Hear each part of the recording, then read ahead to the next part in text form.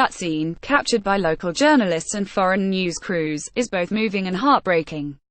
It also raises critical questions for smokers and policymakers across the Arab world.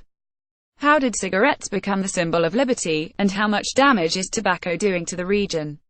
Associating cigarettes and freedom is nothing new. In the 1920s, Edward Bernays, the father of modern public relations, helped the American tobacco company market cigarettes to women by hiring female activists and marchers to smoke during New York's Easter Day Parade and present cigarettes as torches of freedom in the first years of women's suffrage. This messaging linking smoking to Western values or women in the workplace continued through the 1990s. When prohibitions on tobacco advertising put an end to it, Big Tobacco redirected its energies towards the developing world, particularly the Arab world. An enduring holdover and addicted region since the early 2000s, women and young people in the region have increasingly picked up the habit of smoking hookah, traditional water pipes known in the Arab world as shisha and nargileh. This gives the industry inroads to the two demographic groups that traditionally consume less tobacco. Japan Tobacco International (JTI) took advantage by buying Al Nakhla, the largest producer of hookah molasses in Egypt and the Arab world, in 2013.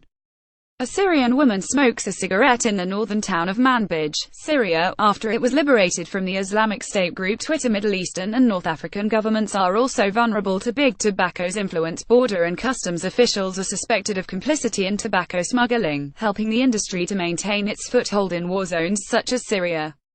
At a higher level, the Big Five companies, which includes PMI, JTI, and BAT, but also Imperial Tobacco and China Tobacco, have formed alliances with local agents who often hold national tobacco monopolies. The Big Five's partners leverage their positions as business elites and community pillars to advocate for the industry's interests. The influence they wield can be jarring. In Saudi Arabia's eastern province, for example, residents have their choice of brands when it comes to smoking, but more often than not, only one choice for comprehensive specialized cardiac care when that smoking leads to heart disease. The government-partnered but private Saad Al Bubtain Cardiac Center. The Al Bubtain family that owns the center is also the primary distributor of PMI's Marlboro brand in the kingdom.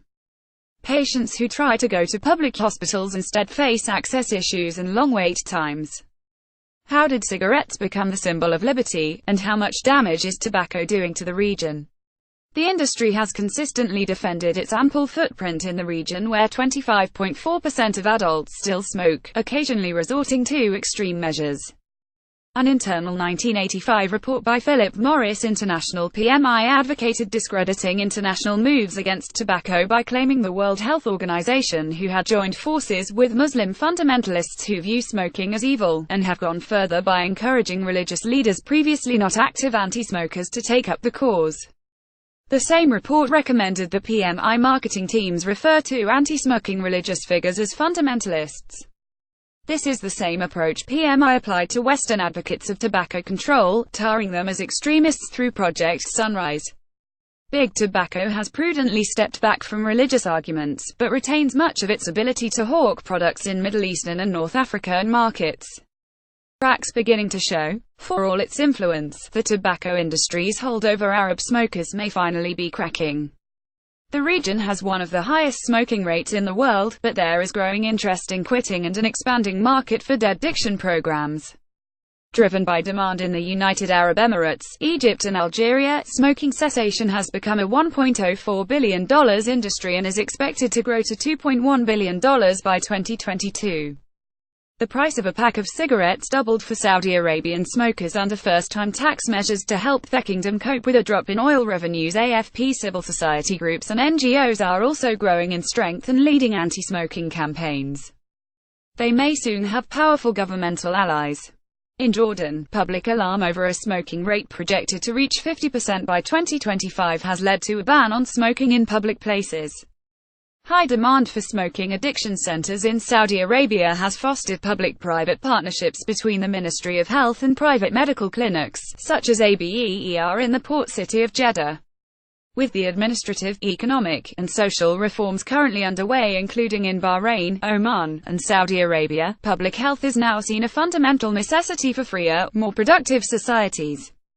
even as for all its showy burnings of cigarette cartons and medieval punishments allowed a tobacco smuggling industry to flourish under its caliphate. Partnering with private medical clinics alone is obviously not enough.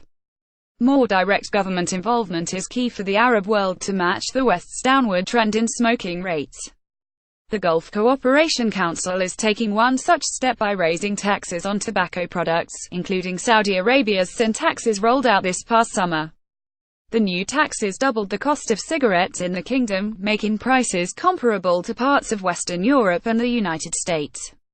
The GCC also seeks to curb tax dodging, smuggling, and consumption through stricter tracking systems. The tobacco industry itself claims that billions of illicit white cigarettes come from the UAE's Jebel Ali Free Trade Area. Stricter zero-tolerance policies for advertising and plain packaging will also help. Playing the industry's game, big tobacco will almost certainly fight these steps, but Gulf governments are well positioned to prioritize their citizens' general health and longevity. The tobacco industry playbook as applied elsewhere is well documented as European and American officials consider past mistakes. Their GCC counterparts should be able to sidestep them. The European Union, for example, has pursued controversial anti-smuggling arrangements with the four major tobacco companies to recoup billions of euros in tax revenues lost to the illicit tobacco trade. The first was reached with PMI in 2004 and terminated only last year. 3 others remain in effect, and 2 run through 2030. The industry has a reputation for creating, maintaining, and increasing cigarette consumption in conflict-driven African states, yet more collaborations between the EU and industry are under consideration, including a co-identify track and trace system to combat smuggling developed by PMI and currently run by former tobacco executives. Anti-smoking advocates argue these agreements likely violate the WHO's Framework Convention on Tobacco Control (FCTC), but also that the tobacco industry itself has often been implicated in smuggling. Officials and campaigners in Africa and across the Middle East can testify to that fact. The industry has a reputation for creating, maintaining, and increasing cigarette consumption in conflict-driven African states. New revelations about British-American tobacco bat in Somalia and South Sudan, as well as allegations of bribery to undermine tobacco control in Kenya, have sparked an investigation by the British government. Of course, the trafficking game is played on all sides.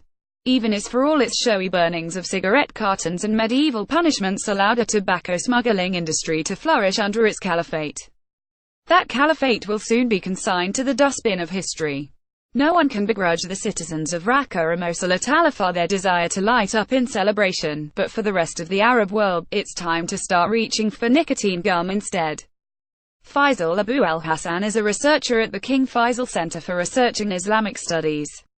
This article was originally published by our partners at Orient 21. Join the conversation at the New Arab. Opinions expressed in this article remain those of the author, and do not necessarily represent those of the New Arab, its editorial board or staff.